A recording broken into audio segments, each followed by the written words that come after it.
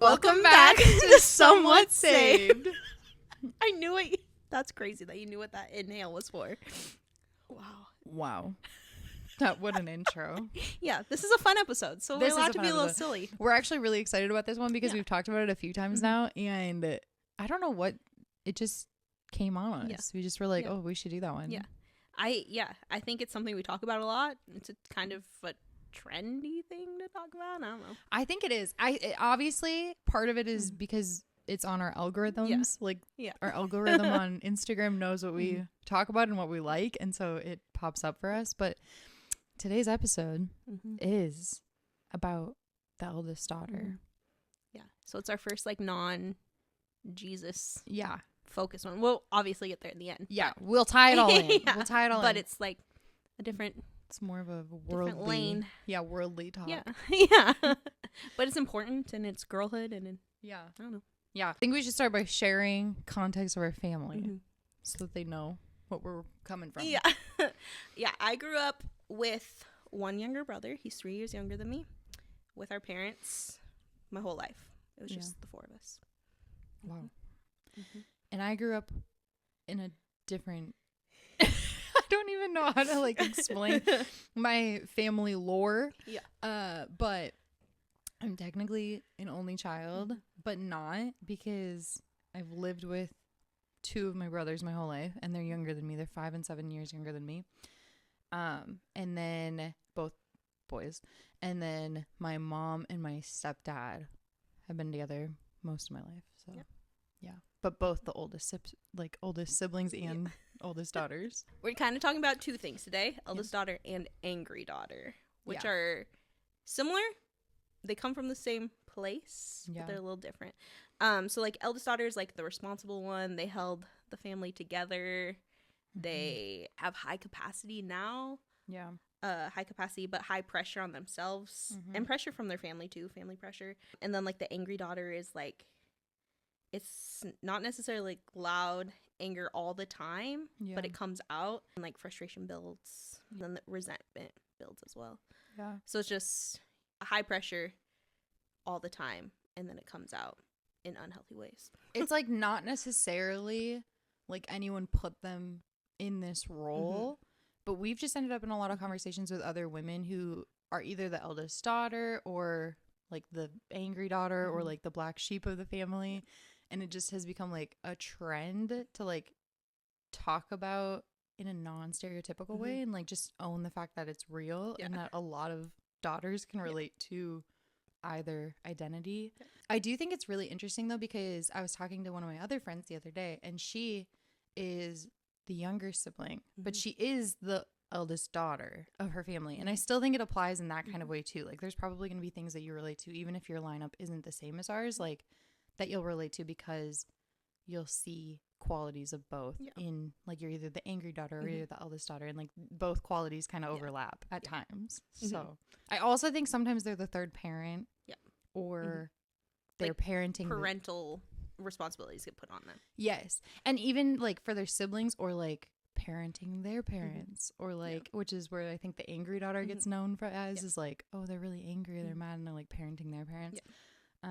Or they're bossy, or they're hard to please, or they're dramatic. Yeah. Also, I'm raising an oldest daughter. Remington is our only one, and she will be the eldest daughter. And she's being raised by Dustin's also the oldest sibling. So she's being raised by two oldest siblings. So I have to be hyper aware of this identity just to make sure that she feels seen. Yes. So how does it show up for us? For me, it is hard to discern what is eldest daughter versus my Enneagram type 1 perfectionist now in adulthood. And I can't mess up. I can't be in the wrong. I always have to be in the right or doing the right thing. So for me, sometimes it's hard to discern what is what. But then I think back to my childhood and the things that would stack up against it. I always compared myself to my brother, being I got a job when I was 16 and he didn't get a job because he had football, and he had other responsibilities, but I was expected to have more heavily weighted things, or I had to cook him food because he couldn't do that, or like things like that, where I'm like, that does build resentment over time and builds to this, I just always have to be on now as an adult and can't just step back and be. But then I'm like, what part of that is my eldest daughter tendencies versus just my perfectionist tendencies? No, I do think our, like, if you haven't done like personality tests, I do think that those are helpful too. Because that's what I was going to say, is I actually feel like I can't tell what's my oldest daughter and what's, I'm an Enneagram 8. And so like an Enneagram 8s are known for being bossy and, and being like more direct and forthcoming. And like, so it's hard for me to tell like what is heightened because I'm the oldest daughter and what is just my personality also. I feel like what you just said, I think it sounds like you take everything in as your responsibility. And for me, I think I don't necessarily hold anything in, but I cut everything off. So like, I'm very like, if it's bad for me, like done, cut off. I also think that I was going to mention this too. I'm a Gen Z. Kaya's a millennial. And I think there's a difference there too, because I have other friends who are millennials who've talked about like, it's very unfamiliar, very unknown of like, oh, you just cut people off or you just. That's true. And Gen Zs, I'm like, no, Gen Zs don't put up with that. We're very like, you're authentic or you're out. Like, so I can't really tell either what's the difference of.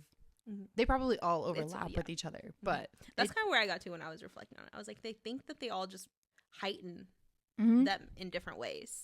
Like the different responsibilities that was put on me just heightened the need to not be able to mess up, or so I think they all kind of go together. They like all play with each other. Yeah, exactly.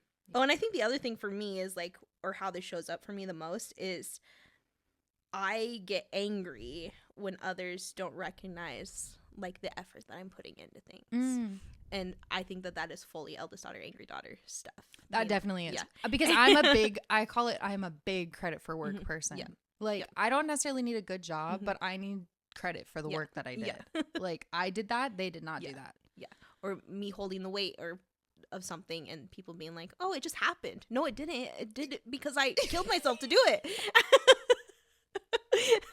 That's real. Getting angry right now. No, I was writing down notes for this episode and I literally was like, calm down, Brittany. Like I was like, don't get triggered. But it's like very, I don't know, I'm a big credit for work person. So it's just like, I don't like, Dustin knows this about me, but like literally anyone that I've ever worked with that takes credit for something that isn't theirs, like they're on a blacklist in my head. Like I don't talk to them. I don't like them. They're not my friend. I do not take credit for other people's work because they just don't know what went into it. Like, which just shows that they're some level of entitlement or naiveness that they're allowed to have, which is like, no. Just giving youngest child. Just two eldest daughters over here getting mad. Literally. That's so funny. What does it actually feel like to be an eldest daughter? I think it's just the eldest daughter is like responsible for, nobody put this responsibility on them, but they're responsible for the emotions of everyone in the room at all times. Yes. And like the outcomes of what's happening in that room is the eldest daughter's role. I think we're very high accountability because and even like this is what I mean too, like even if you're like second born but you're the oldest daughter, like there is something about being the only daughter or being the oldest daughter that like I do think unconsciously parents unexpectedly put this pressure on them to have it together, to hold it together, to be more performative, because that's just, I feel like a society thing that's like been poured out into specifically women. And I think the like, I can handle it. I can do it myself. I can, or like needing to entertain, the entertaining side. Like my parents were divorced. And so having divorced parents, it was like, I felt like I needed to make sure everybody was good all the time. And like, why? Nobody, my mom never told me to do that. Like my mom probably was like, you can be a kid, it's fine. And I was like, no, I have to make sure everybody's okay all the time. And like, you just take on this role of weird responsibility. It's just that's like not, women are just naturally supposed to be more maternal, and so we just take that on as a kids and then carry it with us for the rest of our lives. That's crazy. Well, I remember when we had Remington, I was like, I don't want to buy her baby dolls and I don't want to buy her cleaning sets. It used to actually bother me when we'd walk through the store and there'd be like the aisle of girl toys was like cleaning sets and baby dolls because I was like, hello, that's crazy. They're not in the boy section, just the girl section. Luckily my daughter loves dinosaurs and race cars and Barbie dolls, but like she does love her baby dolls and she loves cleaning. Like she has, I was refusing to buy her a cleaning set and she has a broom and a mop and she's like, she loves it. And that's what she likes to do. And that's great. And it's what we never put that on her, but it is very, I think, naturally in our wiring as women to carry that role. It's unfortunate because I tried really hard to be the rebellion mom who was like, my daughter will not have a baby doll. And she is 3, so I'm the eldest daughter. I'll do what I want to do. I'll play with whatever toy I want to play with. I think that there's also this like the intention and the drive of it is different for both of us, and I'm sure for each eldest daughter. But like, I do feel like a lot of eldest daughters relate to this justice side too, like similar to the credit for work. But I feel like there's this justice like. Well, that doesn't make any sense. That like continuously runs through our head. Which is also really interesting. And I think that's kind of where the angry daughter stuff starts to kick in too, because it's you fighting back on that, being like, that's not right. That is the role that I play within this dynamic. And you're like, I don't want it. It's exhausting. I don't want that. Well, like my brothers, I tease both of them. They both still live at home. So if they're listening to this, sorry, Chance and Austin. But they both still live at home. And like, I remember turning 18 and I already lived in Iowa. I was already in college. I was already like moved out of the house. When I had to move back home after college, it was like the end of the world for me. And my parents didn't necessarily add pressure to do that or like be an adult, but like it definitely felt as though I needed to grow up and become an adult. And I feel like both of my brothers are just like in and out of my parents' house and they're just like chilling and having a great time. And I'm like, hello. Every time I go home, I'm like, excuse me, why is mom still doing your laundry? Like I'm like, I don't understand. No, my mom's always like, your brother needs more socks. I'm like, he's 27 years old. He can buy his own socks. Sorry, I know he's listening, so buy your own socks. No, I'm trying to be conscious too because, like, obviously, here's the thing. Kaya and I, both transparent. Both of our moms listen to our podcast. Hi, Mom. But I feel like they know. They've seen us get mad about it. Mom, when was the last time you bought my socks? Real. She's going to be sending me socks, though. No, but it's true. There's something about the boys. I feel like specifically younger siblings, but like also the boys. Younger brothers. I feel like they just get away with murder. And I'm like, dude, I wish. My parents found out that I like maybe dabbled in something that I shouldn't have when I was 18. And my dad was like, you're going to be cut off from the family. And I'm like, hello. Okay. I'm like, both of you are underage drinking boys at your house right now. But gosh, the daughter gets it. No, and it's true. It builds up resentment. It builds up anger. It builds up. This is really just a live therapy session for Kaya and I. There are for sure women listening that relate to. They're relating. And it's okay, I think too, because I think the point of this is not to like get more mad, but it's just to feel less crazy. It's just This is something everyone experienced, or not eldest daughters experience. Or people who play that role in the family. All right. When did you start realizing that this was a thing going on? Or did you always just know? I don't know. I think I've always known because my situation was so unique. My parents were divorced before I was born. And so like trying to please my biological dad, who was very unhealthy, was like my idol. That's all I wanted to do. And so I think taking on this like mature third parent presence was just like ingrained in me. Nobody did it on purpose. Like my mom she is gonna listen to this, sorry Mom, and she's gonna hate that I felt that way. But like I think it was just the the joke of like daddy issues. Like I just was chasing after a man that I shouldn't have been chasing after, wanted his attention. And so I was like, I need to be a people pleaser. I need to like make sure that everybody's happy. I need to make sure everybody's good.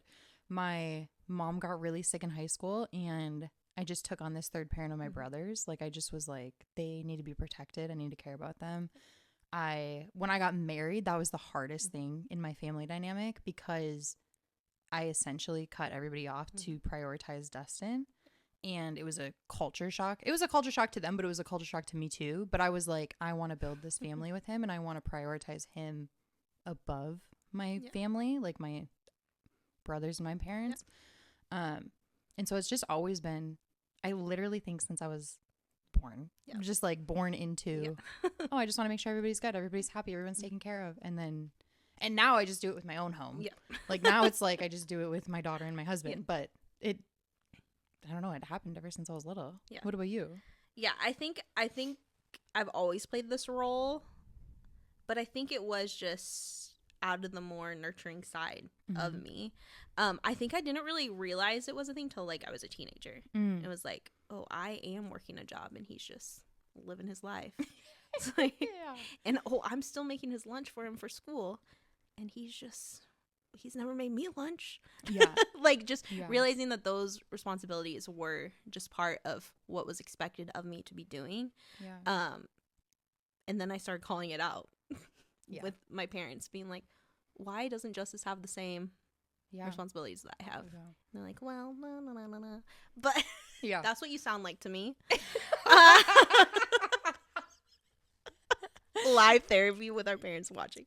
No, but like, but yeah. But no, but I know what you're saying though, because when I moved back home from Iowa, that was when I think I was like, wait, that was when that's probably when the angry daughter developed, is when I moved back home from living on my own, because I didn't want to do it.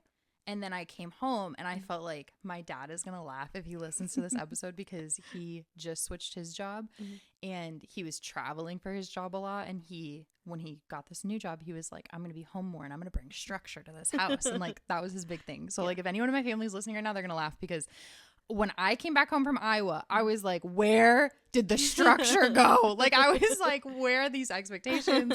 There was like a hole in my brother's wall because he got angry and punched a hole. I was like, who let him do this? Like, I remember they were drinking in high school and I was like, what parents are raising you? Because my parents would have cut me off and kicked me to the curb. They would have been like too dang mad. I think the angry daughter developed when I came back, and I was like, wait a minute. I was like, where did all the structure go, Dad? No, I think that's so true. I think it's when I was a teenager, I started like realizing it and calling it out. And like, that's when the angry daughter started forming, being like, there are double standards between the two of us. And we're only 3 years apart. Like, we're not, like, I wasn't a grown teenager taking care of my 8-year-old brother. Like, we were only 3 years apart. So we were doing it very, like, I was living life at the same rate he was. So it should have been similar responsibilities between the two of us. Even you saying that, like, mine is easier, I think, to give grace for, because my brothers and I are 5 and 7 years apart. So it almost feels like they did actually have different parents. Like, my parents became different people in those 5 and 7 years. Like, they were in different life situations. They were in a different state than where we grew up. Like, it was they were way behind I was. So even you saying that, like, makes sense. Where the frustration would come from, because you're like, he's right there. Like, right behind me. We're doing it at the same time. I feel like some of the things that we talked about is like, often oldest daughters become the emotional support too early, or they're praised for being mature, which is actually just survival. Like, I think we're like, oh wow, you're so mature for your age, or like, you're wise beyond your years, and it's like this really big compliment when you're 15 years old and you're like, oh, you think I'm 20? Like, that's so cool. But then like, you look back at it and you're like, wait, I was just a kid. Yeah, you were just a kid, and you should have just been a kid, and it's okay, and you didn't need to be praised for it, you know? I feel like somewhere along the way I learned that, or I convinced myself that love equals responsibility. Like, I am loved if I have more responsibility, or I am loved if I carry the weight, or if I'm doing it myself. I don't think anyone ever said that. I don't think anyone ever was like, Brittany, you're only loved if you do this. Yeah, but I feel like somewhere along the way, it was like, oh, if I do the laundry for the family, or if I do the dishes for the family, or if I do these chores that are non-existent for my brothers, then like I'll be loved, you know? Also, Austin and Chance do the laundry for mom and dad. Yeah, no, my brother didn't learn to do his laundry till he was in his 20s, and I would always be like, do your own dang laundry. I don't want to touch your crusty underwear. I've been doing my laundry since I was out of the womb. Yeah. Yeah. Yeah. Well, I wonder if this would be different for people who don't have younger brothers, like for people who have younger sisters. Oh, instead? Yeah. Yeah, like, do they have... I feel like I'd be more mad. I used to joke all the time that if my parents had another girl, my mom will laugh when she hears this. I used to joke with my parents all the time not to have another girl. I'm the only girl in the house. I don't want to share. I think I'd be more angry. Yeah. Because then I'd have to share my clothes with her. She doesn't even do the laundry, and I have to share my clothes with her? If she washed them, maybe it would be a different story. Maybe we'd share. We're like making a hypothetical situation. We don't have sisters. We don't know. Like, so we only have the experience of younger brothers, where it is taking care of a boy. It's different than taking care of a girl. I don't know. It is true. It is true. And boys are different than girls. Like, they're very... Just like the societal norms of boys and girls. Yes. I don't know how different they would play. Yeah. In different family dynamics than what we had. Does your anger turn inward or outward? It depends. Okay. I think it depends on how I will internalize it for a long time. Oh, okay. And then, like, if I'm with my family, that's when it comes outward. Because then I can point fingers and be like, you did this. Yeah. And so then I have, like, a place to put my anger. Yeah. But I think I internalize it for a long time before I get to that. Like, I let it build. Yeah. Let the resentment build a little bit. So I have ammo. I feel, that's, this is where I feel like different personality types and like different wirings and generations come into play, because for me, I am reactive immediately. And I think when I was growing up, that was partly why I was like the drama queen and why things were taken so out of context, because I didn't know what to do. I can already see, my daughter's 2. And so I can already kind of see it with her, where like when she gets really frustrated, she like gets frustrated that I don't understand what she's saying. And I can tell because she'll be trying to tell me something and I'm like, I don't know. And then she'll be like, and I'm like, okay. And I feel like that's what would happen, is like all of a sudden I'd react before I even processed what was making me mad or what hurt my feelings. And my family would be like, oh, there she goes, having another meltdown. And I was like, gosh, I just don't know the words to explain my emotion. And so I'm very external. But now as an adult, I feel like I set boundaries a lot quicker. But I also think that those boundaries can become barriers, which is dangerous. Like, I feel like I'm more distant from my family. And I think it's because I'm so explosive. Like, I'm like a bomb. I'm like, you get close and I'll just blow up. No, I'm the same way with my family. I don't like to hang out with them because when I'm there, my fuse is short. Like, it doesn't take much. Like, a few years ago, we were with my parents for Thanksgiving and we were playing Uno. A great family game. And it turned into me putting a hole in the wall. Because my brother wasn't listening to me. And I was like, if you're not listening to me, this has got to go somewhere. So I pushed the chair into the wall. And see, and that, I also think that's like that shows like the closeness of your age too, though. Because I feel like my brothers, like, my dad is literally going to have a hoot when he listens to this podcast. My brothers, I think I do. And I don't know if this is me being entitled, so my family will humble me. Don't worry. They'll let me know if it's not true. But I do feel like when I go home, I bring structure. Like, I do feel like my brothers listen to me. And I think it's because of our age gap. Like, I think it's because, like, Chance is 7 years younger than me. And so he's my baby brother. And I consider him my baby. Like, I call that's my first child. And I did treat him that way. And I third parented the crap out of him. And I still go home and I still sometimes do it, even though he's a whole foot taller than me and bigger than me. Like, he's humongous and I'm like so little compared to him.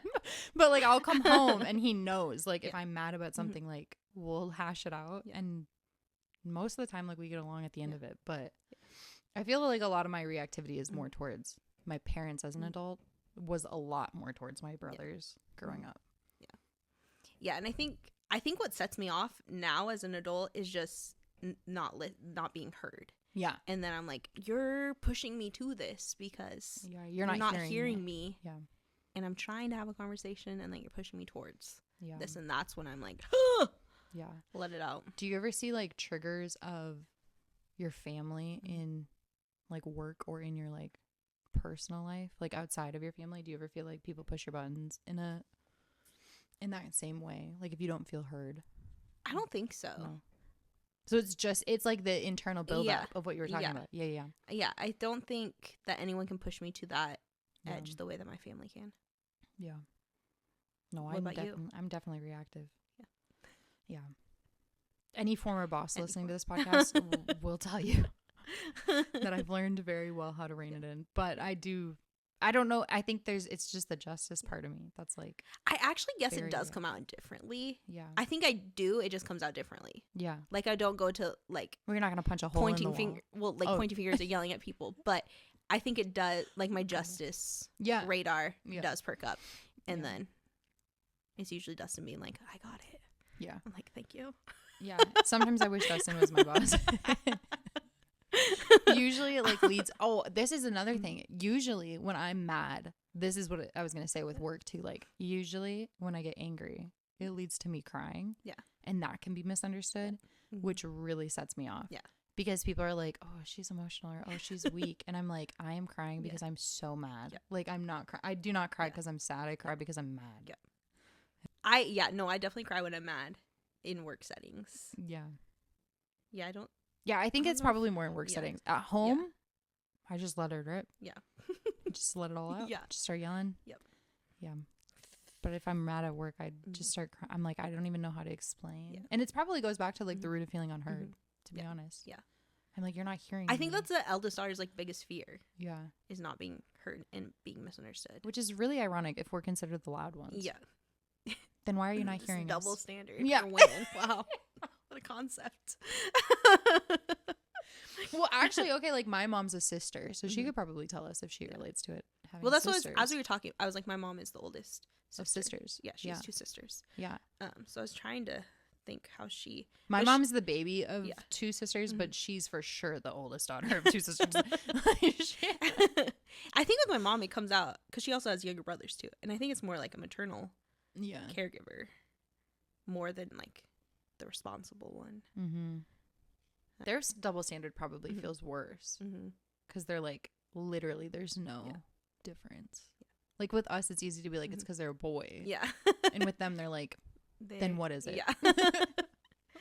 I think the anger too is like unmet expectations a little bit. Yeah.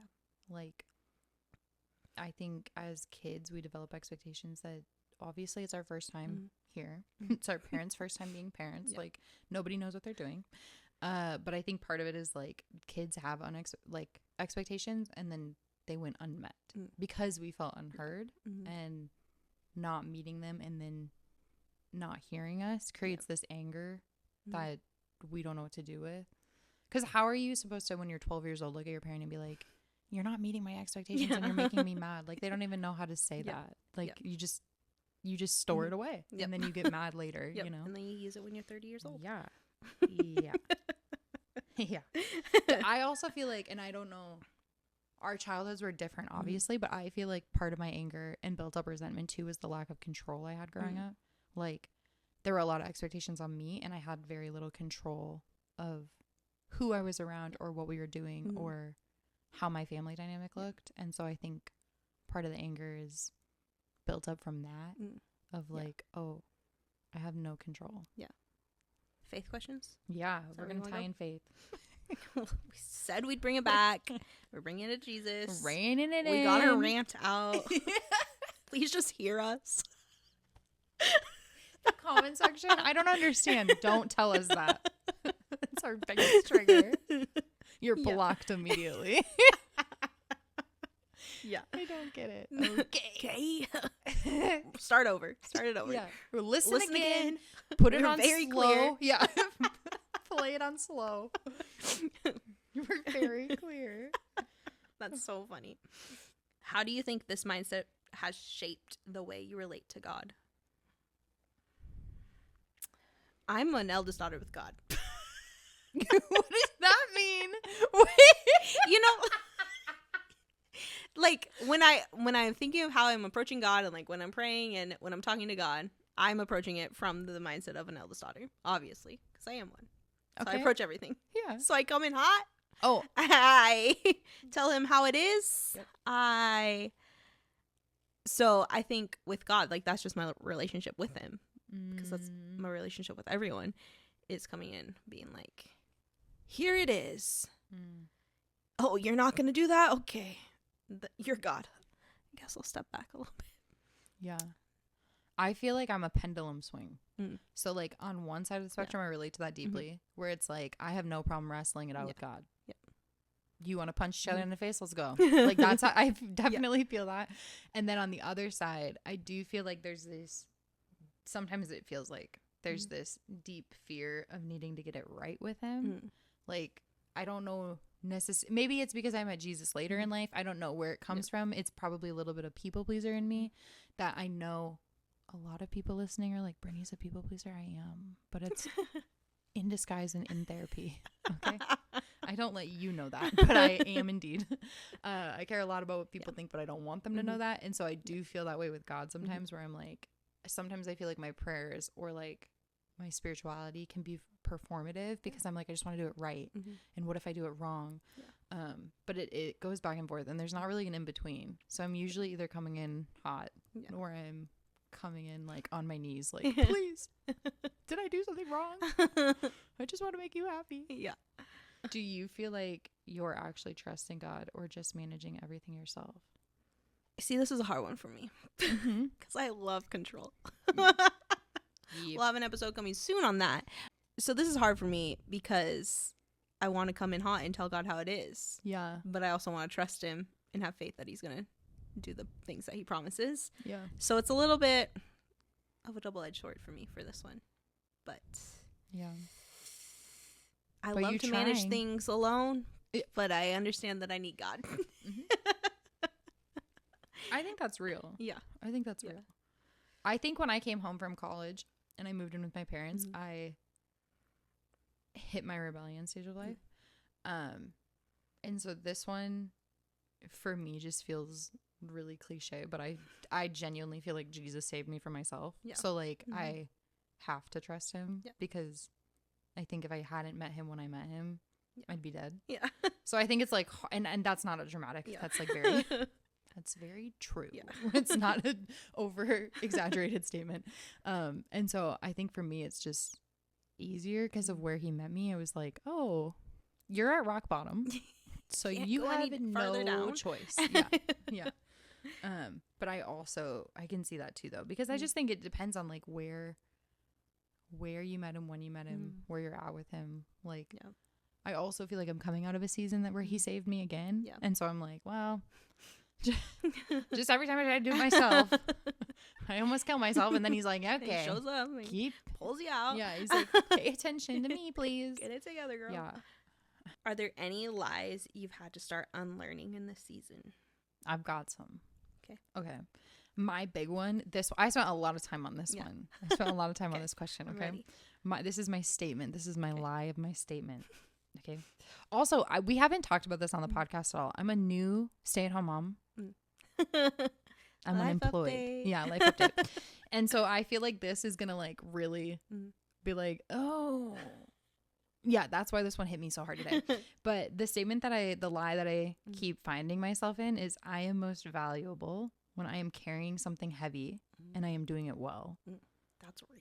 Yeah. That's good. No, I spent a lot of time on this question because I was like, I burned myself out, which is what I mean. Like, Jesus rescued me again from myself, because I burned myself out so much trying to show everyone that I could do it all.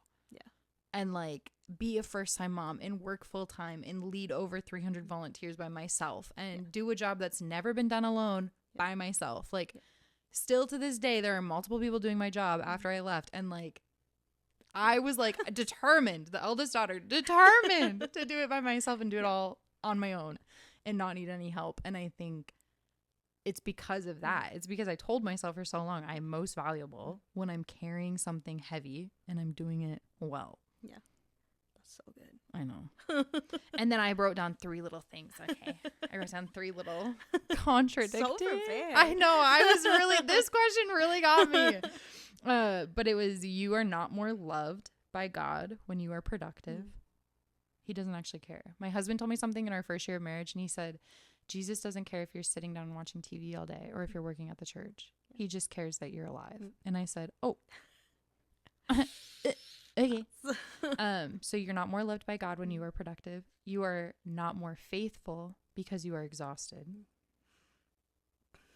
That one really got me today. I was like, oh yeah, that's true. Actually, you can't be. Eyes now. Yeah, I'm like, actually, you can't be more faithful if you're exhausted because there's nothing to give him, which is not what he wants. Yeah. You are not more valuable because more people need you. I feel like the eldest daughter in me is like very nurturing and very wanted to lead 300 people, and God was like, that is not where your value is at all. Yeah. She's just like, I only had 12. Yeah. Like, take it down a notch, okay?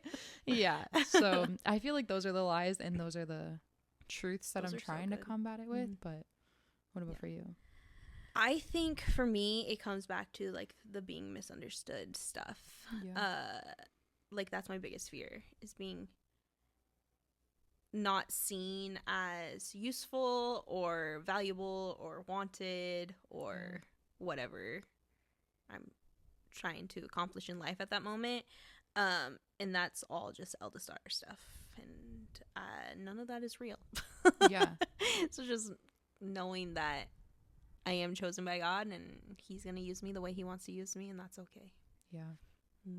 That's really good. We don't need to be corporate girl bosses all the time. No. No, we'll girl boss too close to the sun. Yeah. Don't do that. Yeah, no. Did that. Speaking from experience. Got burned. Yeah. No, and I do think that's true too. And I think it's only been a couple weeks of me being a stay-at-home mom. Yeah. And I've literally through those couple weeks, I feel like have felt it. Yeah. Like have felt like, oh, he didn't need me to do any of it, actually.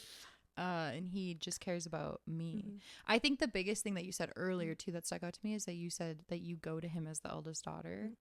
And I think it's important to remember that to him we are his daughter. Like we are that. Yeah. And he doesn't want us to come as the eldest daughter or the youngest daughter. He just wants us to come as his daughter. Yeah. He just wants us to show up and be like, hi, need you. You know? We need you. Yeah, and we do. We do.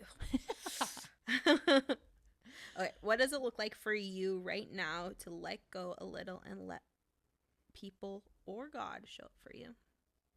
It's asking a lot. It is for a person with control issues. It is a very deep question. I feel like for me, it kind of goes back to what we were talking about at the very beginning, which is like, I feel like I always have to be on. And earlier this year, one of the things that my counselor was working on with me was like how to turn, I did pageants growing up. So like how to turn pageant Brittany off. Like how do I just stop performing and like just be me? And I think especially in this new season of like grieving and like walking into a season I didn't expect, I just have to not be on. Like it's okay to like tell people where I'm really at and tell people who I am and like what I can give. Yeah. I think accepting that I can't give everything to everyone is the hardest part, but is probably the way that I can let people in. Probably the way that I can let God in. Like if I just admit that I'm not the one doing it. I think for me recently, I'm either at work or I'm at home. So most of my stories are at work. That's just how my life is. But recently I've been like being looser at work and just trying to be fun and have fun. People are a little weirded out by it because I'll just start singing, making sounds, la-di-da-di-da, all day long. And people are like, are you okay? I'm they like, can like no, see you. This is just me. I just don't care. I'm just going to be weird Kaya. You're just going to have to deal with it. I'm going to sing a Christmas song in February. Yeah. And you're just going to enjoy it. You're going to say, that was beautiful. Thank you for singing that. And that's all I need. Thank you for your presence today. Yeah. You're welcome for that performance. But it's just, I don't care what people think. And I'm just going to live my life and here we go. Yeah, I like that. That's really good. Yeah, and I think with both of us having the roots of having to be on or like having to be a certain way, it's important to turn that off. There comes, I mean, we're like past young adults now, so we're like, we got to figure this out, you know? Yeah, this is just life now. This is just who we are. No reason to be the eldest daughter anymore. We're just cortexes are fully developed. So yeah, here we are. This is what we've got to offer. Singing Christmas songs in February. Yeah. Yeah. I like it. I think that's a good question too to leave with the viewers for this week. Yeah. What does it look like for you right now to let go a little and let people or God show up for you? I just think that's a good one. Yeah. That's great. It could change too. Yeah. This was a fun one. Yeah. I like this one. Okay, well. It was very different, but it was fun. Yeah. Well, stay tuned because we're going to talk about control issues and next week. Yeah. And more next week. So kind of piggyback right off of it. Yeah. All right. See you next time. See you next Wednesday.